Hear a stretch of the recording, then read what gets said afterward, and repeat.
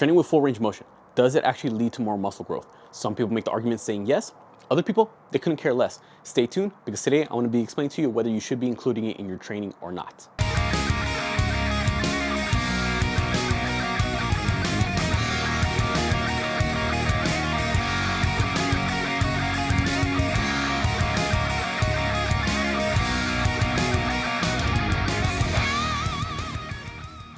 What's up, everyone? David here. Got a new video for y'all today. But before we get into it, if you haven't already, make sure you subscribe to the channel, hit the bell notification so you don't miss out on any new videos. Because remember, new videos on this channel every Tuesday, Thursday, and Sunday, so don't miss out. Now today we're going to be talking about full range of motion. When it comes to doing an exercise, should you be going all the way up, all the way down? Should you only do the bottom half of the movement? Should you only be doing the lockouts? Should you just stay in the middle, keep the tension in the muscle? There are just so many different factors when it comes to determining how far you should be moving the weight when you're working out. Now, all of this is going to be geared towards if you have the goal of building muscle. We're not talking about strength, all right? We're not talking about loading as much weight on the bar. No. We're talking about if your goal is to improve your looks. We're talking about getting bigger arms, wider shoulders, thicker legs, bodybuilding. Essentially, that's what it comes down to. We're improving our overall physique. Man, lately I've been hearing a lot more about this. Is it important? Full range of motion. And realistically, it's been coming more along the science-based movement. I know there's a lot of people out there who look down upon science-based lifters. I know there's a lot of people who actually do listen to them. Me personally, do I consider myself a science-based lifter? Yeah. Why? Because I got a degree in exercise science, so I understand the science behind it. But the thing is, many people, when they look at science-based lifters, they think, well, if you're so science-based, if you know everything, why aren't you a lot bigger? Well, probably because they're not on steroids, all right? Not everyone wants to inject themselves with who knows what to try to look bigger. Some people are actually using common sense and science-based practices to maximize their natural potential. But then there's the other argument saying that the smallest ego lifter is still bigger than the biggest natural science-based lifter. And it's like, well, why are you emphasizing full range of motion if you're not even that big versus this bodybuilders, they're only going halfway and they're a lot bigger? Yeah, because they're on steroids. Steroids can do a lot of things that people don't realize. So since we keep talking about that, let's look at some examples. Let's take Jeff Nippard, probably the most common, most popular science-based lifter out there. That guy's big, he's jacked, he trains full range of motions, and he has a great physique. So should you be training it? I don't know. Let's take another bodybuilder. Let's take Branch Warren, for example. One of my favorite bodybuilders of all time, one of the most hardcore bodybuilders in terms of training style. Look at his physique. Definitely enhanced, but regardless, how many people you know taking steroids and they still will never look like that? He does not train full range of motion, but he still has an amazing physique. Let's go with Ronnie Coleman, probably the most popular, if not one of the most popular bodybuilders of all time. Does he train full range of motion? He's kind of in between. There's some exercises where, yeah, he goes all the way up, all the way down. There's other exercises where if you look at his training clips, okay, maybe not so much. But regardless, is his physique on a godly level? Obviously. So you see, we got two types of people. We got those who are enhanced, are on so much steroids, and even them, between that community, there's those who train full range of motion and those who don't. Dr. Mike Israetel, look at him. He makes the biggest argument for full range of motion, and he's on steroids too. He openly admits that he is on steroids, and he openly emphasizes train full range of motion. Hell, that's his brand. Do you not see him wear the shirt that says full ROM, R-O-M, ROM meaning range of motion? So you see, even those, the bodybuilding community who are on drugs, half of them are not full range of motion and the other half are. And then we got natural lifters who are full range of motion and aren't. So you see, everyone makes the argument differently of how far they should be traveling with the weights. Today, I'm going to be showing you what my personal preferences are and whether I think you should be doing it or you shouldn't. Right off the gate, the range of motion you do during any given exercise will play a huge factor in how much results you're going to be getting in terms of building muscle, but it is not the only variable that matters when it comes to seeing results. Yes, how much range of motion you're utilizing in your workouts can correlate to more gains. The more range of motion you use, obviously, the more muscle you're going to be building, because now it's more distance that the muscle has to stretch and contract against. But regardless, at the end of the day, if you're still not eating the right amount of protein, getting adequate sleep, even pushing hard in the first place, yeah, you could be going all the way down on a bicep curl, but if you're only curling 5 pounds when you know you could be doing 50, you're not gonna be getting results. You gotta take all these other things into account before you start focusing on the little, the smaller minute details like range of motion. If anything else is not aligned, then buddy, this one tip, it's not gonna be a day and night difference, all right? Make sure everything else is dialed in if you wanna maximize your overall results. Now, with that being said, Me personally, when I train full range of motion, I try to do it as often as I can because, again, yes, training full range motion can lead to more gains if you're doing it right. Why? Because when it comes to lifting, what portion of the movement is it that's actually going to be causing our muscles to grow? Most people think it's the actual contraction portion because they seem that's the hard part. That's where they feel the burn. That's what's going to give them the growth that they want. But realistically, it's the eccentrics, the lengthening portion. Because when we're lengthening our muscles, when we're working out, what are we doing? We're causing that damage. We're stretching out the muscle, little micro tears in the recovery process, again, to recover the damage that we're doing to a muscle. That's what's gonna help build it up, make it bigger and stronger. But the thing is, if you're not going full range of motion, if you're not stretching out the muscle, that damage realistically is not being caused as much or as to a degree as it possibly could. Therefore, it's not going to result in as much gains as you possibly could be getting. So yes, I try to emphasize as much range of motion as I can. I try to go all the way down and then all the way up. When I go all the way down, I'm still doing it nice, slow and controlled, feeling the stretch. If you're feeling the stretch in that muscle, you're feeling it elongated against good amount of resistance, yeah, then obviously you should be feeling the gains coming, right? You should be feeling results. You're gonna be seeing them over the course of time. You just gotta stay consistent with it. Now, on the flip side, let's just say you're convinced and you wanna start training full range of motion. You should never force it because, again, one thing that allows us to go all the way down on an exercise is if our body can naturally go into that position. If you got horrible mobility, then if you force an extra range of motion, then that's just an injury waiting to happen. Let's just say you're bench pressing. You got some bad shoulders and then you're trying to force it all the way down. Let's just say you can only come up to here, but then you try forcing even more, man, you're just stretching the shoulder so much that, man, that could be an injury waiting to happen. Let's just say you're squatting and you can't go all the way down because your hips are just so tight, or maybe you got bad knees. Then what's gonna happen? You try to force yourself to go even lower with a heavy enough weight, something's bound to go wrong. That weight's gonna come collapsing on you. You're not gonna be able to get it back up. Now, can that be improved? Obviously, yes. Get some stretching in, some mobility work, some soft tissue work, loosen up the muscles, improve your joint mobility.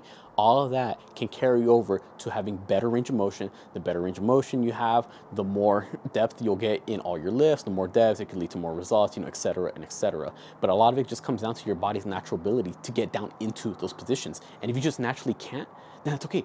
Don't train it because, again, you don't want to hurt yourself. You should never sacrifice your good form for the sake of getting more reps. And don't push extra harder if you know your body physically can't. That's just going to lead to more bad things. Now, earlier I said that I try to do as much range of motion as I can, but what exactly are those instances? Naturally, there's just certain exercises where it's just common sense to go full range of motion. For example, we take something like calf raises. Yeah, you should be able to go all the way down because you want to feel the stretch in that movement. So you should be going all the way down, all the way up. Things like squats, you never really only go halfway down on a squat purposely. A lot of people, they only go halfway down because they're ego lifting, but we'll get to that in a bit. But usually that's one of the movements where you should be going full range of motion because, again, the whole point of a squat is to, again, I'm assuming, prioritize the quads. So you want to really stretch out the quad. The only way you stretch out the quad is to actually bend the knee as much as possible. The only way you're going to bend that knee as much as possible is if you go all the way down. So that should definitely be a movement. Typically, bench pressing, yeah, you would want to go all the way down and all the way up because that's one of the most common lifts. Many people, they compete or they want to show off, they want to build up their bench as much as possible. It's one of the easiest lifts to determine whether it was a good lift or not. Did it touch your chest? Yes. Did you lock out your elbows at the top? Yeah, there's no way around it. If you didn't lock out your elbows, then obviously people are gonna say, oh no, that didn't count. Or if the bar didn't touch your chest, people will say, like, nope, you didn't go low enough. So you see, some exercises, it's just natural. It's just more common sense to go all the way up and all the way down. It's easier or just more common sense to use full range of motion. But there are other movements where maybe it's not as feasible to go full range of motion, or maybe you can even get away with not having to. What are these movements? I'm talking about mostly the isolation movements. I'm talking about those movements where you're only working one muscle group at a time. So whereas the squat and the bench press that I was talking about earlier, those you work multiple muscle groups at a time. Squats, you're working your glutes and your quads at the same time. Bench press, you're working out your pecs, your front delt, and your triceps at the same time. There's gonna be movements like, let's just say, dumbbell laterals. You're working your shoulders, side delts specifically. that one you may start off going all the way up, all the way down. Good, that's perfect. That's something you want to emphasize. But as you start getting fatigued, start getting a little tired, the weight starts feeling a little heavier, you know, your delts are burning a little bit more, what's gonna happen? You might not be able to go all the way up, but what you can do is you can start getting a couple more reps where now you're only going up to here. And then you start getting a little more tired. And then eventually you can only start doing reps where you're only going up to here. All of that is perfectly fine. You may start off a movement going full range of motion, but as you start fatiguing even more so, then you might have to start relying on partials. Partials is one of the best ways for you to get those extra reps at any given muscle group. Great training style, but it really does depend on what exercise it is that you're using. Again, I think, in my opinion, partials would be most beneficial in isolation movements. Those movements where you're only working out one muscle group at a time. Another great example, cable crossover. Again, isolation movement. The only muscle group that's being worked is gonna be your pecs. Okay, you start off, squeeze the pec, come back up, feel the stretch, back down. But you know what? As you start getting tired, what starts happening? Ah, man, I can't really, I can't go all the way down, or I can't bring it back up. Now you're essentially, what you're doing is now pulses towards the end. The range of motion just keeps getting more and more minimized. That's okay. You're just contracting and stretching very minorly, but you're still doing your muscle, getting those last bit of reps in, getting that extra blood flow to the muscle, just really burning, man, getting that pump in. That's perfectly fine, because you did start off with full range of motion. You did get those full reps. Now all of this extra stuff right here towards the end, you're just squeezing out that last bit of gains. That's just the icing on the cake. That is perfectly fine. Here's the thing though. We talk about now you're only doing half of the movement, but which half of the movement are you doing? So if I were to go back to the cable crossover example, when I start doing my pulses, I initially start full range of motion like this. But as I start getting more tired, which part am I gonna emphasize even more so now? Now that I can't get the full range of motion, which part do I do? Do I do the bottom half right here? Or do I do the top half right here? A lot of it comes down again to the exercise that you are doing. But in my opinion, if you are gonna be doing partials, it should be on those exercises where when you actually are doing the partial, you're doing it towards the lengthened portion of the movement. Here's what I mean by that. When we work out, you're contracting a muscle and you're stretching it out. That's really all it is. Stretch, contract, stretch, contract. It's like a rubber band. So when you're doing your partials, if you can, because a lot of it comes down to the exercise that you're doing specifically, if you can, try to emphasize the partials towards the end of your set on the exercises where you're stretching out that muscle. So if we were to go back to the laterals example, okay? You're coming up, you're coming down. When you come up, that muscle's contracting. But when you come back down, it's starting to stretch more. So that portion where it's being stretched, that's the portion you want to go ahead and do your partials. Now, let's just take some leg exercises, for example. Hamstrings. Seated hamstring curl, one of my favorite exercises out there. I like doing it seated because, again, I get a larger range of motion because the fact that you're bent at your hip means your hamstring is going to be stretched out a lot more. I'll start off, I'll do my set, kick my heels back, come back up, contract, stretch, contract, stretch. But as I start getting more tired, I can't go all the way down anymore, but that's okay. What am I gonna do? I'm just gonna keep pushing with the range of motion that my body's allowing me to move at this fatigue state. So now, as I start getting more tired, the weight is not gonna come down as much. My heels are not gonna be lowered anymore, but I'm emphasizing those partials, just very minimized range of motion, but I'm emphasizing that range of motion where my hamstrings are contract. So now I'm working the top end of that movement where my hamstrings are fully stretched out and my heels are coming down just a little, back up to the stretch, coming down a little. So you see those movements, try to emphasize the portion where you're getting lengthened, where you're getting stretched. That's where you're gonna be seeing results. Your muscles are gonna grow when you place an adequate amount of stimulus on the stretched out portion of a movement. Because when we think about it like this, bench press, do you use your bench press as a way to build up your pecs or as a way to build up your triceps? It should be common sense. Everyone's gonna be using it for their pecs. So if I were to just go and do partials, but of the top half where my pec is not being stretched or lengthened, then am I really gonna be building up my chest? No, essentially what I'm doing is I'm just working out my triceps. But if I emphasize the partials again at the lengthened portion where I'm really stretching out the muscle down here, because this is where you stretch out your chest, and I start doing my partials down here, am I gonna see results in my chest? Absolutely. So when it's all said and done, full range of motion, does it matter? Yes. To the degree that it matters, that's gonna vary on person to person. I would encourage you, if you can, get as many reps as you can, get as many sets as you can. Try to emphasize as much as you can overall. Full range of motion with an adequate amount of resistance and slow eccentrics for any exercise it is that you're doing.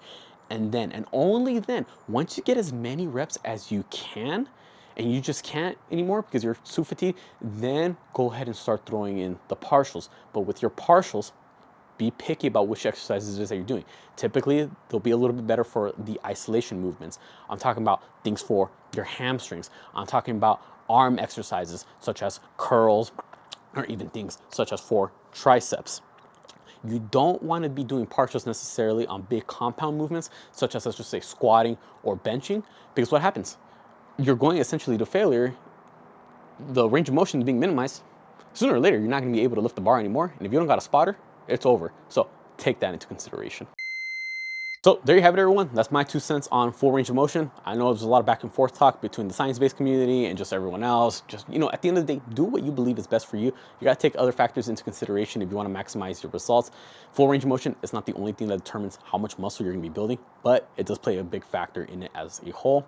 Just do a little bit of research, try it out for yourself, see what works best for you, and then stick with it. Consistency is always going to win. Comment down below if this video was helpful, and also comment down below any other video suggestions you'd like to see me do, whether it be about mindset, motivation, nutrition, diets, workouts, programs, whatever it is. Comment down below. I'd be more than happy to help y'all out. Be sure to subscribe to my channel so you don't miss out on any new videos, because remember, I got new videos every Tuesday, Thursday, and Sunday, so don't miss out. And on Instagram and TikTok, same thing. Be sure to follow me on both accounts. I put all my links down in the description below. With that being said, I'll catch y'all next time.